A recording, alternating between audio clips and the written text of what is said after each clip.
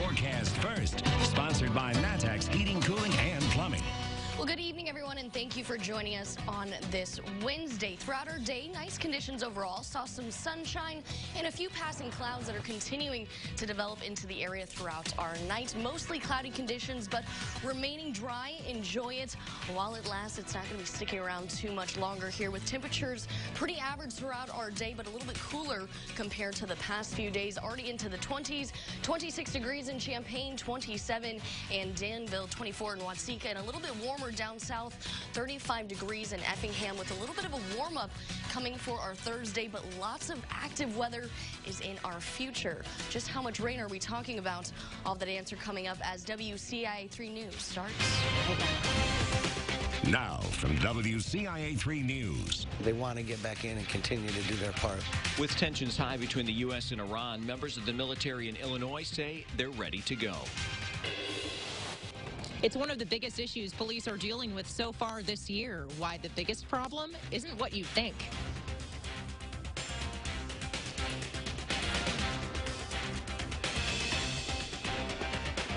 It's a place where the Illini just don't win. How the Orange and Blue plan to break that streak against the Badgers here tonight at the Kohl Center. You're watching your local news leader. This is WCIA 3 News at 6. Our great American forces are prepared for anything. Nearly 24 hours have passed since Iran fired missiles at U.S. and Iraqi forces in Iraq. This morning, the president addressed the nation, saying Iran appears to be standing down. Good evening. I'm Paul Cicchini. And I'm Jennifer Roscoe. Military members around Illinois say they are standing by and ready in the event they're called for duty. Others even say their numbers have already been called. We have team coverage for you tonight. WCIA 3's Gabrielle Franklin in Springfield, Courtney Bunting live in our newsroom in Champaign. First to Gabrielle, what is the governor saying about members from Illinois? Well, Jennifer, the governor says more than 700 men and women in the Illinois National Guard are already deployed ahead of the tension with Iran. But the National Guard says the latest headlines have not deterred anyone from wanting to serve. Well, the young men and women today, I mean, it's patriotism. It's always going to be there, and it always seems like there's an uptick when something like what's going on in the world happens. Illinois National Guard recruiters say more people are making their way to their offices since an Iranian general was killed by a U.S. airstrike. Throughout the different recruiting stations throughout the state, there's been an uptick this morning of people that have been in before that are seeking re-enlistment. You know, they want to get back in and continue to do their part. They see themselves as, you know, able-bodied, so they want to get back in the fight.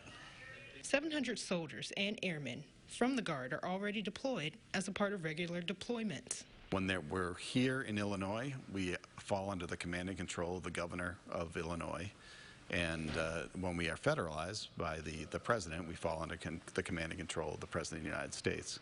So the soldiers that we're talking about that are overseas, they've been federalized, so they fall under the president of the United States. The Guard says it has quite a few deployments already in the Middle East.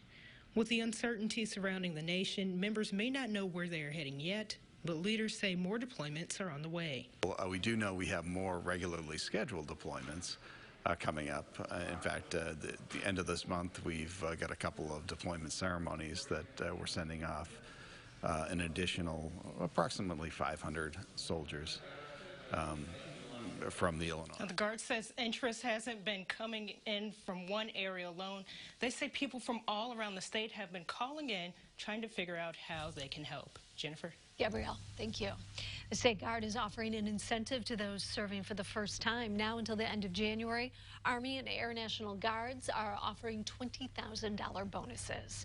Now, people in our area are feeling the effects of what's happening overseas. Yeah, some believe the U.S. should not execute another attack. Others feel we should be doing more in retaliation. Our team coverage continues now. WCIA 3's Courtney Bunting joins us live from the newsroom tonight. So, Courtney, you spoke to several veterans. What do they think will happen next?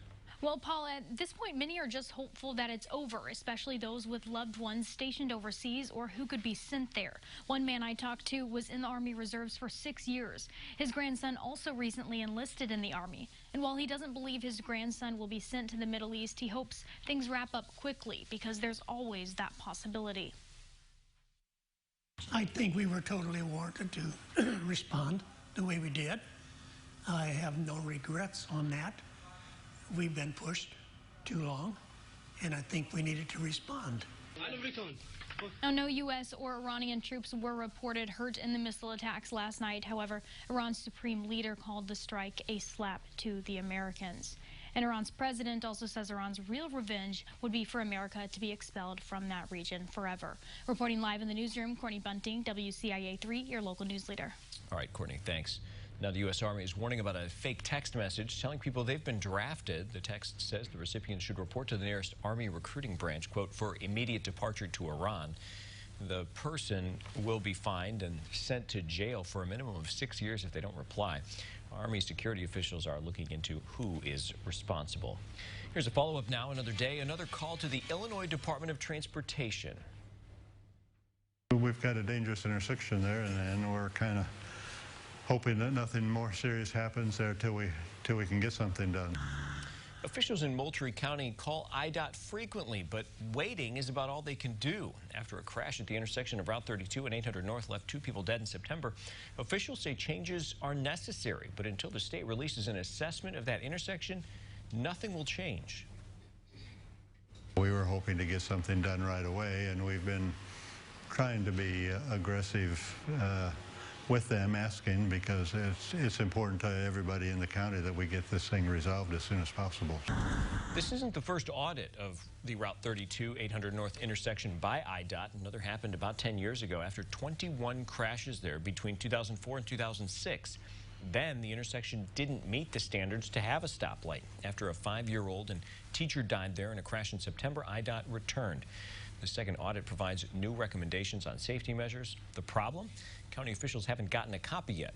It's that green light they need before changing anything. Highway engineer Jeff Birch said the county is ready to act once the state gives the okay. Police chiefs in Champaign County spoke in front of community leaders about the greatest challenges of the past year and the biggest issues they'll tackle in 2020. As each one spoke, similar themes came up, but one that's on so many minds is how to address the legalization of marijuana.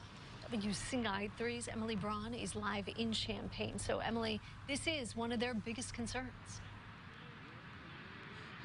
Well, Jennifer, actually, out of 5 law enforcement leaders who spoke tonight, only one of them brought up marijuana, and that's because one of the biggest issues with it right now is traffic. In fact, there are officers that are stationed out here throughout the day to make sure that when people come to buy marijuana, they're not crossing the street from where I'm standing, but instead are being safe and using the crosswalk that's down by the traffic light at the next intersection. Otherwise, the police chief said it's so early there haven't been major problems yet. We're a week into the new year now, and Champaign police said they haven't seen a single call for service for an issue related to marijuana. But one thing they did mention is education, especially for the student population. Later down the road, they don't want to arrest someone only to find out that person didn't know what they were doing was wrong. Police officers, we want to inform the public so we have voluntary compliance. Police officers don't want to go out and make arrests. We arrest people because they've broken the law.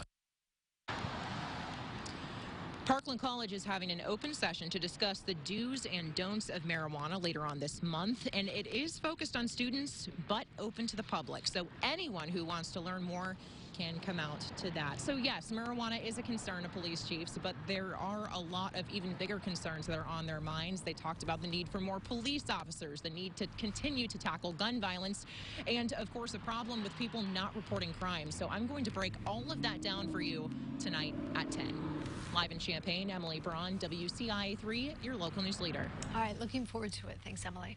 The marijuana discussion will be happening at Parkland College's campus at the Student Union. It'll take place on the 22nd from noon until 1 p.m. And following that story, here's some new information. The dispensary in Urbana is out of marijuana for recreational use. Security was turning away customers at New Med. A sign on the door says they're only serving medical patients. General manager says they've placed orders for more marijuana. A customer we talked to says he's not too upset about the low supply. I'll just wait. It's no big deal. I figured I'll just go by and check it out. There was a bunch of people standing here the other day, and I'm just like, oh, that's cool. An employee told us they hope to have more available at New Med sometime this weekend. And Sunnyside Dispensary in Champaign says they closed their recreational line today because it was so long. It'll reopen tomorrow. Some say it could become the destination for tournaments in the Midwest. How the Rantoul Sports Complex is set for some groundbreaking news. And also tonight, it's a ministry that supplies housing, food, and clothing to those in need, while the charity is on the other end of the giving. And temperatures throughout our nights are on the rise, going to be reaching into the 50s for tomorrow with lots of active weather tracking in tomorrow night into your Friday. How much rain are we talking about? I'll have that answer right after this.